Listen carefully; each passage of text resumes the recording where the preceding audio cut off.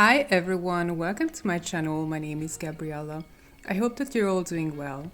Today's video is going to be a review on the Van Gogh watercolor tubes that I have accumulated over the years. Some I have used a ton, others I have never even opened, and now I've finally given them their own designated palette. I have basically repurposed a dollar store kids paint set. I cleaned out the wells and refilled them with tube paints. In the round wells, I have put my so-called basic colors, and the rectangular ones are mostly convenience mixes. To make this palette, and ultimately for the sake of this review, I only purchased two colors, Davies Gray and Green Gold. The rest of the colors I bought over the past 2 or 3 years. Certain colors you may recognize from my work, as I frequently use them and mention them in my videos, especially Gamboge and Cobalt Blue Hue. I finished my Oxide Black recently, and I already bought a replacement for it, as I like this version of PBK11 a lot. But let's get to swatching to actually see what the colors look like. I have created a swatch chart in my art creation sketchbook that I love.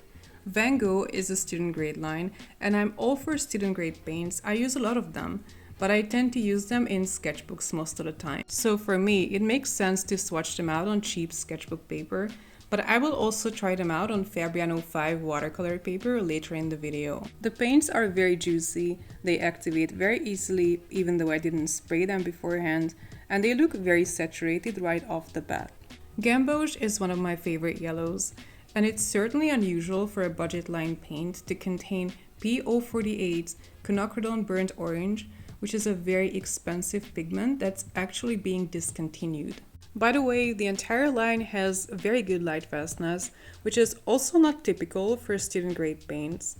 I think this is great because if you're just getting started and these are the first tubes you'll invest in, you can immediately paint finished works and display them if you want. As a beginner, maybe not to sell, but you may paint something that you like very early on that you would like to frame. It happened to me too when I started watercoloring 6 years ago.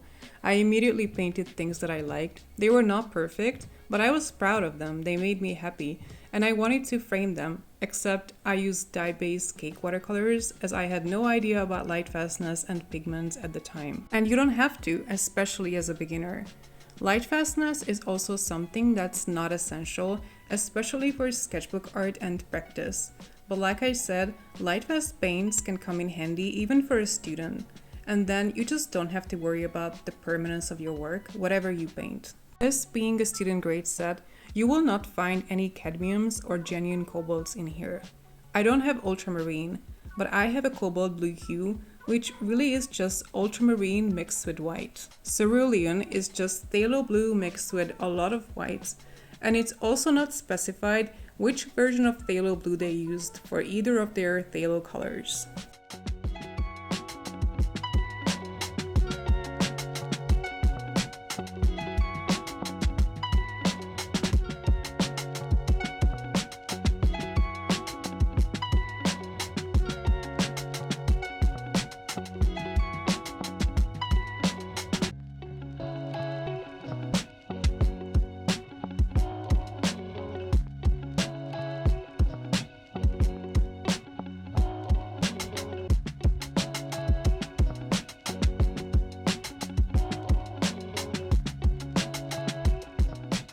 I decided to include Davies Gray with the greens, as I find this version of Davies Gray to be very green leaning.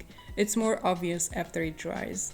It is also a heavily granulating color because of the PBK11 Mars Black. It can serve as a replacement for Perylene Green or Shadow Green, which is a popular greenish black in artist grade lines. Now we're moving on to the earth colors. And immediately I have to say, Van Gogh has an amazing selection of highly pigmented earth colors, which is extremely rare in student grade paints. In fact, student lines tend to offer very weak earth colors most of the time. They are so nice that I have both light oxide red and burnt umber in 2 of my palettes, and they are both staples in my watercolor collection. Burnt umber is my only Van Gogh color that shrinks and cracks in the palette.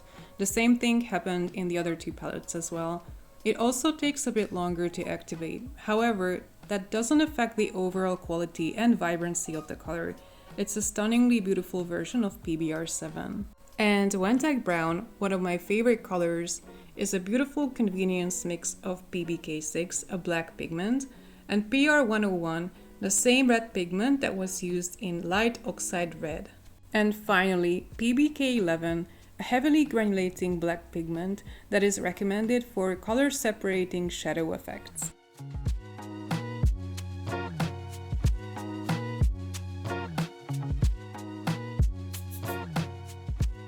I have few complaints about these paints, but the quality control issues of the greens is one of them. While the hue is on point, they dry very patchy and I have to say chalky, even though these specific pigments are meant to be transparent.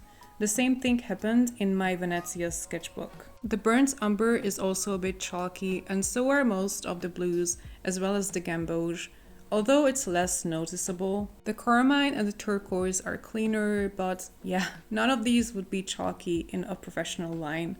I know it's been debated on the internet for a long time whether Van Goghs are as good as artist grade. My controversial take on it is a definitive no. And by that, I don't mean that these paints are useless. Like I said, I've been using and even repurchasing some of these colors for years at this point, and I am someone who enjoys using more opaque leaning colors in my mixed media art. So no, I don't mean to be critical. I don't think it's critical to call a paint obviously student grade that's literally advertised to be student grade. These are high-end student grade paints, a definite step up from my Faber-Castell tube paints, for instance. But then again, those are a little over $1 per tube, whereas these are up to $4 per tube open stock. And if your budget is for maximum $5 per tube, you can get better paints for these for under $5. Shinhan for $3, White Nights and Rosa Gallery for $4, and Renaissance Poland retail around $5 per tube here where I live. And while these are decent, in my own very subjective opinion, all of these other brands offer a higher quality for roughly the same price.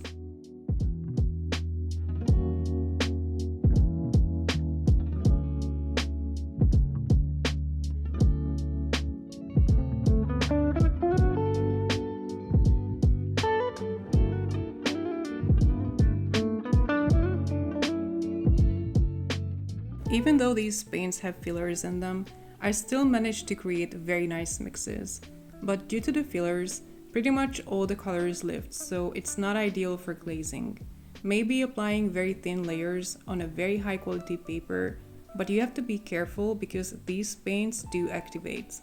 For the test painting, I will be using Fabriano 5 rough paper, which is 50% cotton. I will try to do a lot of wet on wet to see how the colors spread and how saturated the colors remain after drying.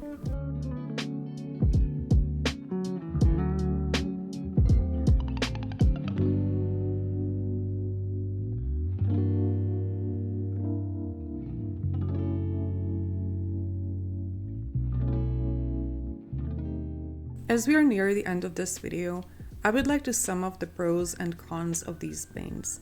Like I said, this is just my subjective opinion. The pros would be highly pigmented light-fast colors that, unlike other student-grade paints, are available open stock.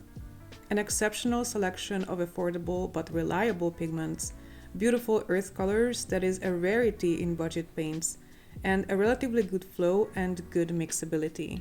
The cons, I would say, are a slightly chalky look that's normally not desirable in watercolor painting, and the paints being overpriced for what they are, roughly the same price as entry-level artist-grade paints that offer a better quality for the same amount of money. All that being said, I will continue to buy at least some of the colors, the gamboge, the carmine. I also quite like the cobalt blue hue, from the earth colors, light iron oxide and burnt umber, and of course, oxide black. I would skip the cerulean blue and their greens altogether. You can get much better blues and greens from other brands for the same price. By the way, I never tried the pen version of Van Gogh paints. Whatever I said related to their tube paints only. And with that being said, I have nothing more to add. I am back from Egypt and I'm back to regular posting. I have a couple of fun video ideas for the next couple of weeks, so stay tuned for that. And with that, that will be it for today. I hope you enjoyed this video. If you did, please give me a thumbs up and leave me a comment. Thank you for watching this to the end. Take care and see you next time. Bye!